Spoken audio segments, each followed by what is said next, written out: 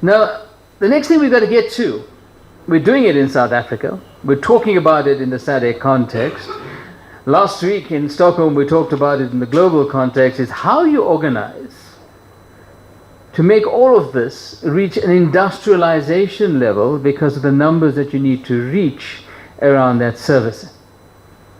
It is absolutely crucial. This is where the MDGs fell down. They didn't manage to do that. It remained as a public service project. The SDGs have to go beyond the public service. It has to become a whole project for the entire society with a massive injection of investment from the private sector.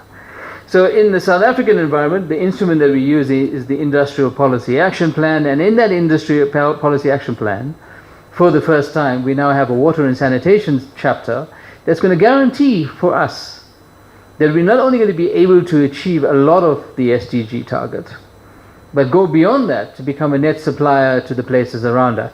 That becomes the sustainability model inside the system. So this artificial separation of the public service project from what should be the national project is one that we will regret. So what does that mean around how we do things? It means this, and I apologize if you've already seen this yesterday from Val. This is her slide actually.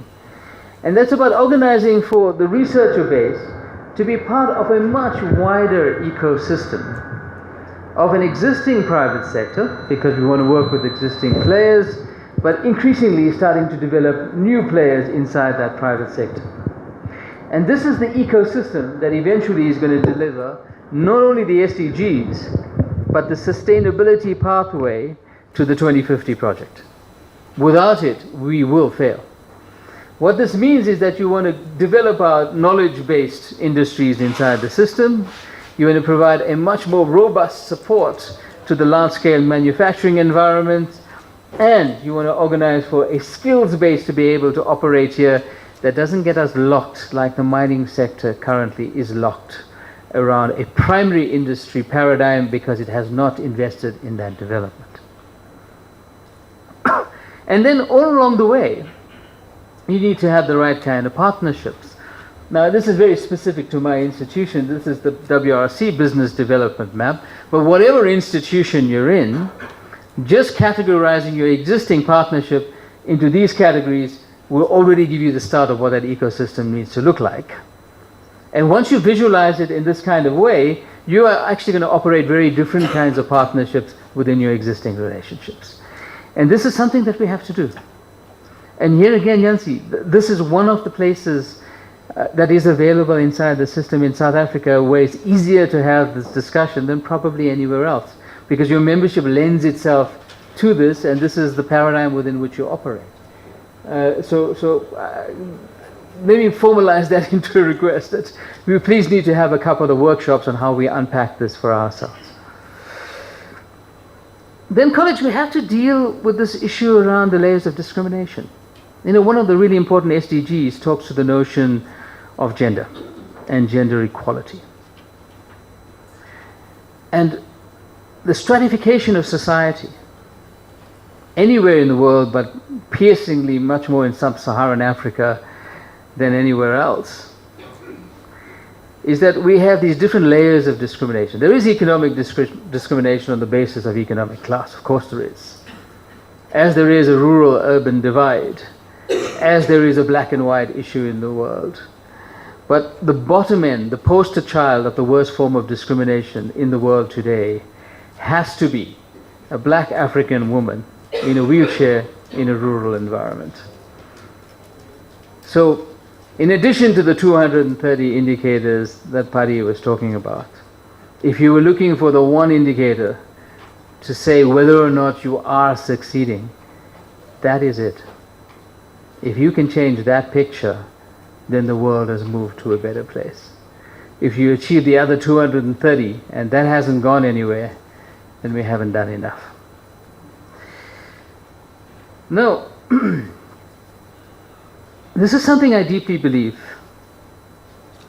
and it's being a little bit successful because I have a few other people who are starting to believe this as well. This is the continent that is going to define the characterization of the 21st century in the world. And there are many reasons why this is the case. and what we do in the next 15 years, achieving the SDGs in a couple of years after the SDGs, will in a large way shape what is going to happen on this continent and in the rest of the world. Now, it's not only my belief. This comes from people even more powerful than I. This is the president of the African Development Bank, Dr. Adesina, at the last board meeting of the bank, which happened in India because it was drawing Indian investment, who was talking about the same kind of language. This is the youngest continent. It is destined to be the most populous one. This is the continent that has the least infrastructure, and while that is a bad thing, it has one advantage, and that advantage is leapfrogging. It does not have to follow the classical development pathway elsewhere in the world.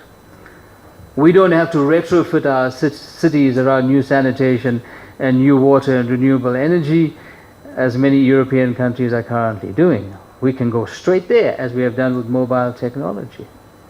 And this leapfrogging is absolutely crucial. It is estimated by 2050 that this continent will have 50 megacities, cities of 10 million or more in population. Of those 50 that are envisaged, less than 7 currently exist. 43 of them can be designed from scratch.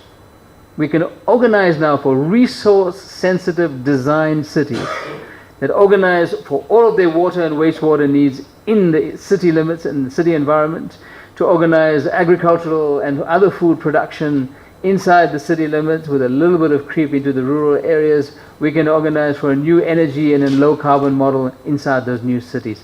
This is the opportunity that exists for this continent. It's something you should consider leading yourself. We don't have to do it alone. We just have to remind everyone from everywhere else in the world where they came from. This is home after all, and we're inviting all of them back to, in partnership with ourselves, use this continent as a test bed for what is going to be possible everywhere else in the world. And this laboratory is open for business. So, I'm going to end with 2 quotes. One is from Amilcar Cabral. And I hope there's nobody in this room that has to be reminded whom Amilcar Cabral is. Okay, you're smiling. That could mean yes or it could mean no. Okay, this is a great son of this continent, one of the great revolutionaries originally from Cape Verde. And this is one of his most famous quote is the one you will know, I think. It's, "Tell no lies, claim no easy victories." That's the guy. But this one is equally important. It says, no matter how hot the water from your well, it will not cook the rice. This has been the problem with the MDGs. People thought that if you were part of an international partnership, this will be derived automatically, you will meet your goals. No, you have to work for it. That's the point. That whatever you want to do, as we want to achieve the SDGs, and in turn have the right development pathway to 2050, it will take concentrated effort, it will take investment, and it will take the creation of an African team. Without a doubt. One of the things that we stumble upon on far too often is Afro-pessimism. I mean, you just have to put on your radio in South Africa or switch on the television at any time of any day, and the media is happy to remind you about how bad things are.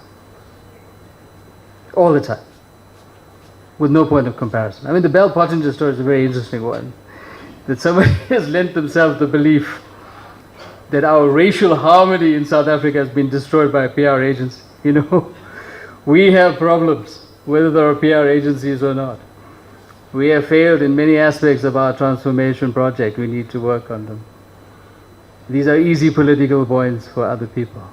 But until we have an African belief, until we have a South African belief, we're not going to make it very far. And so I have to leave you with a quote of one of the greatest philosophers of the 20th century. His name is Bob Marley. Yeah? This is our job. We have to emancipate ourselves from the mental slavery that we currently hold. We do. Because only we can free our minds. And if we do, the SDGs, the 2050 agenda, the 2100 agenda will become smooth sailing because we would have invested in the right kind of knowledge, we would have invested in our people, and we would organize ourselves into a sustainable development pathway. Thank you very much.